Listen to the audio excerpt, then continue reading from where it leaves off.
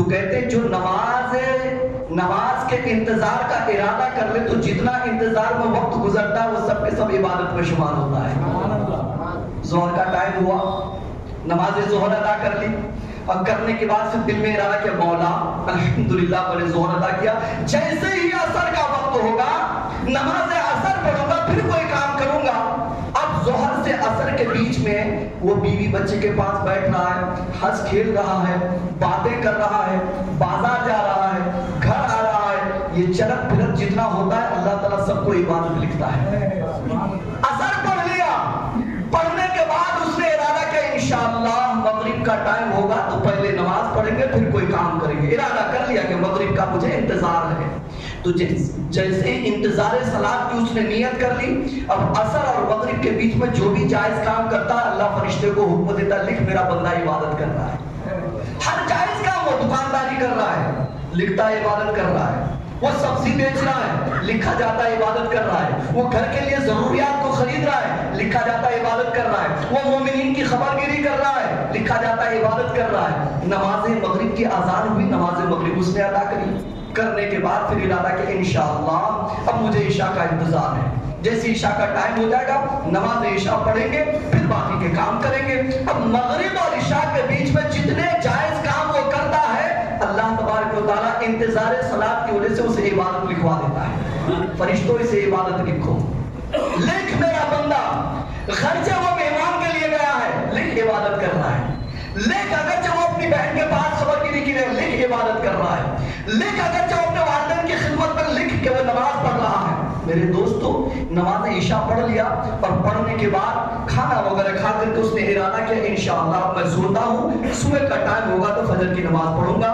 اب وہ سو جاتا ہے کھا پی کر کے، فجر کے وقت جاگتا ہے اور جاگنے کے بعد نماز فجر پڑھتا ہے تو فقہاء کرام فرماتے ہیں اس نے فجر پڑھنے کے بعد ظہر کی نیت کر لی تھی کہ ظہر کا مجھے انتظار ہے، ظہر پڑھنے کے بعد اس نے عصر کی نیت کر لی تھی کہ عصر کا مجھے انتظار ہے، عصر پڑھ لینے کے بعد اس نے مغرب کی نیت کر لی تھی کہ مغرب کا مجھے انتظار ہے، مغرب پڑھنے کے بعد اس نے عشاء کے انتظار کی نیت کر لی، اور عشاء کے بعد جب وہ سویا تو فجر کے انتظار میں سویا۔ تو کہتے ہیں انتظار صلاۃ کی نیت صلاۃ ہوا کرتی ہے۔ فقہاء فرماتے ہیں کہ جو نماز کے انتظار میں رہے جب تک انتظار کرتا ہے وہ نماز ہی میں ہوتا ہے، تو پتہ چلا فقہاء کرام فرماتے ہیں کہ نماز تو اس نے 5 وقت پڑھا ہے مگر اس کے نام اعمال میں 2400 وقت لکھا جاتا ہے۔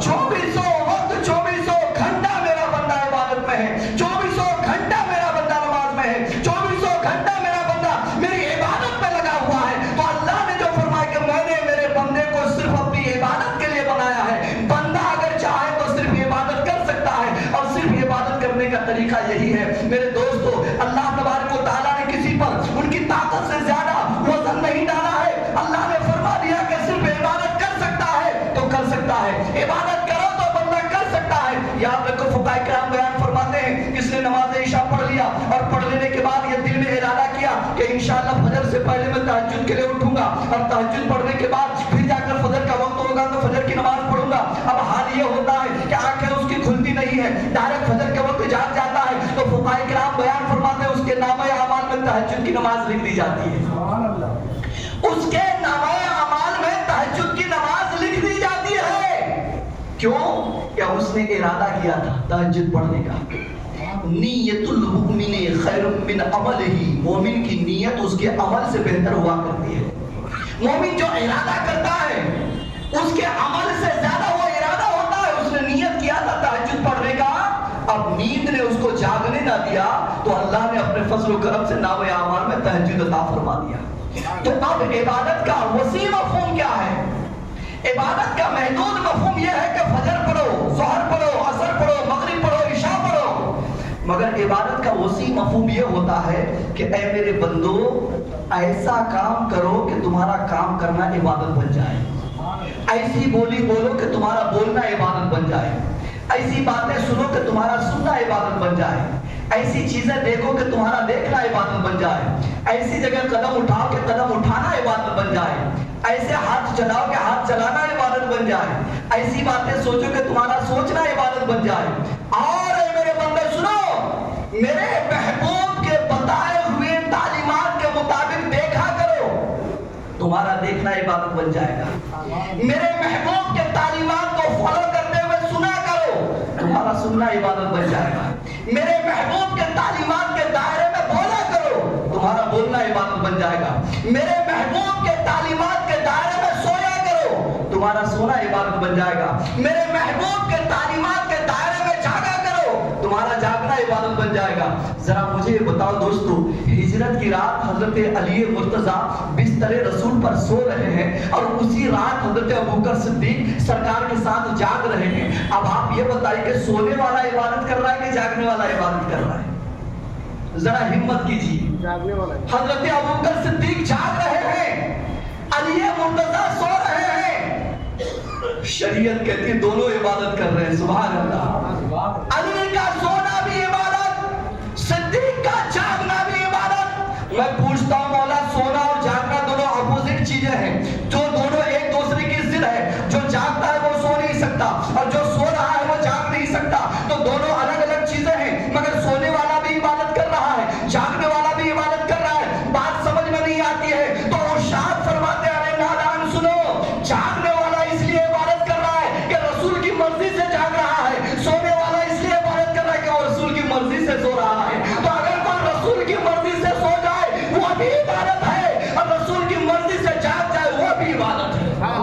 تو عبادت نام ہے رسول کی مرضی پر چلنے کا, عبادت نام ہے رسول کے اشارے پر چلنے کا, عبادت نام ہے سرکار کے بتائے ہوئے تعلیمات پر عمل کرنے کا. سرکار نے اگر کہہ دیا ایسا کرو تو اگرچہ وہ چیز ناجائز ہی کیوں نہ ہو آپ کے لیے جائز ہو جائے گی. اگر سرکار نے کہہ دیا ایسا مت کرو, اگرچہ وہ چیز جائز ہی کیوں نہ ہو آپ کے اوپر حرام ہو جائے گی. کیا آپ نے نہیں دیکھا حضرت علی مرتضیٰ سے میرے آقا نے ارشاد فرمایا, علی جب تک میری بیٹی فاطمہ تمہارے نکاح میں, دوسرا نکاح تمہارے اوپر حرام ہے. علی جب تک میری بیٹی فاطمہ تمہارے نکاح میں ہے, تمہارے لیے دوسرا نکاح حرام ہے. قرآن کہتا فَنْكِحُوا مَا طَابَ لَكُم مَثْنَىٰ وَثُلَاثَ وَرُبَاعَ, جسے پسند کرو تم دو دو تین تین چار چار شادیاں کرو. 4 شادی تک قرآن اجازت دے رہا ہے, اور سرکار نے حضرت علی کو ایک ہی پر لٹکا دیا ہے. علی دوسری بھی نہیں کر سکتے, 4 کی تو بات بہت دور کے. تو حضرت علی نے اس آیت کو پڑھ کے نہیں سنایا فَنْكِحُوا مَا طَابَ لَكُم مَثْنَىٰ وَثُلَاثَ وَرُبَاعَ, یا رسول اللہ قرآن تو آپ ہی نے ہمیں بتایا ہے نا, اس میں تو لکھا ہے کہ 4 تک کر سکتے ہیں, مگر آپ نے مجھے ایک پہ کیوں لٹکا دیا؟ وہ جانتے تھے کہ شریعت نام ہے مصطفیٰ کے اشارے کا, شریعت نام ہے مصطفیٰ کے بول کا. اگرچہ قرآن میں 4 کو جائز کرا دیا ہے, مگر مفسرین کہتا ہے علی کے لیے فاطمہ کے ہوتے دوسری شادی حرام ہو گئی تھی, کیونکہ سرکار نے منع فرما دیا تھا. سرکار نے منع فرما دیا تھا, اس لیے شریعت نام ہے سرکار کی مرضی کا. اچھا آپ کو بتا دیں کوئی چیز ناجائز ہے, مگر سرکار اگر کہہ دے کہ کرو تو وہ جائز ہو جاتا ہے. کمال کی بات ہے. حضرت بریرہ غالباً انہوں نے بکری قربانی کر دی قربانی کے دنوں میں. جس دن قربانی کرنا تھا, نماز ادا کرنے سے پہلے انہوں نے اپنا بکرا ذبح کر دیا.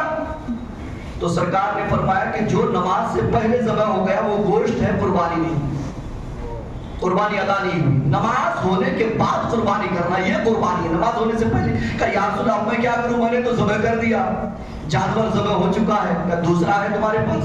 کہ نہیں یا رسول اللہ 1 سال کا تو نہیں ہے, 6 مہینے کا ایک بچہ ہے, بکری کا بچہ ہے 6 مہینے کا.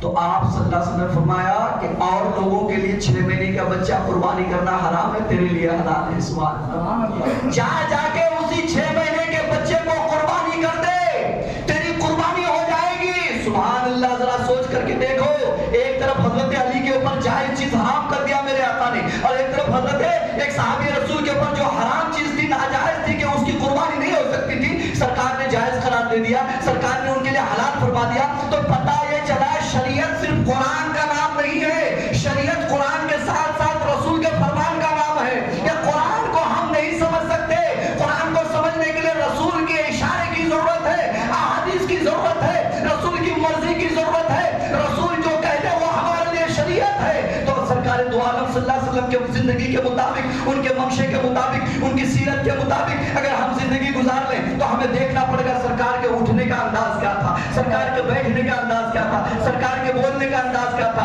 سرکار کے سننے کا انداز کیا تھا, سرکار کے دیکھنے کا انداز کیا تھا, سرکار کی بیوی کے پاس جانے کا انداز کیا تھا, سرکار